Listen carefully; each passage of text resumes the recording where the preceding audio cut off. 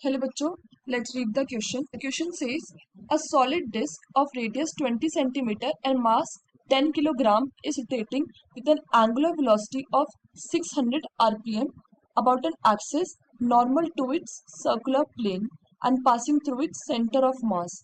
The retarding torque required to bring the disk at rest in 10 seconds is dash pi multiplied by 10 to the power minus 1 Newton meter. Now firstly we will see the key concept. Torque क्या होता है? It is the measure of the force that can cause the object to rotate about an axis and it is a vector quantity. Now torque के कई फॉर्मूले होते हैं जिसमें से टॉर्क का एक formula is change in the angular momentum per unit time. Here delta L is the change in angular momentum and delta T is change in time. Now question में दे रखा है कि जो एक्सिस है it is normal to its plane, यानी कि जो मोमेंटल इनर्शिया होगा it will be equals to M R square by 2 where m is the mass of the disk given as 10 kilogram, r is the radius of the disk given as 20 centimeter. अगर इसको metre में कर ले then it will be 0.02 meter. Torque का formula था change in momentum with change in time.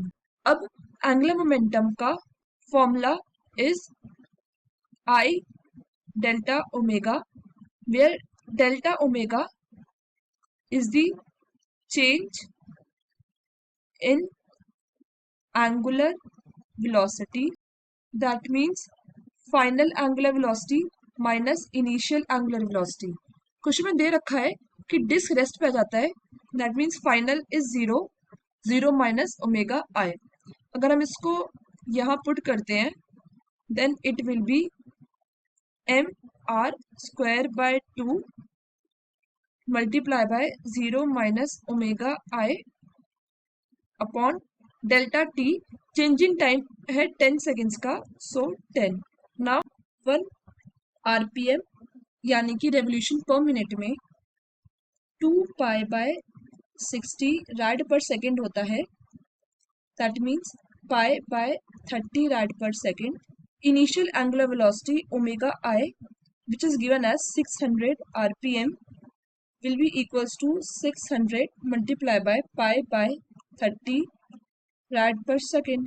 So अगर हम इसको यहाँ पुट कर देते हैं then it will be m r square by 2 multiply by 0 minus 600 multiply by pi by 30 divided by 10. So torque will be equals to mass था 10 multiply by radius था 0.02 का square by 2 multiply by omega था 600 multiply by pi by 30 divided by 10.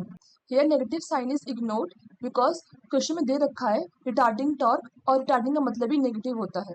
Torque comes out to be 0.4 pi.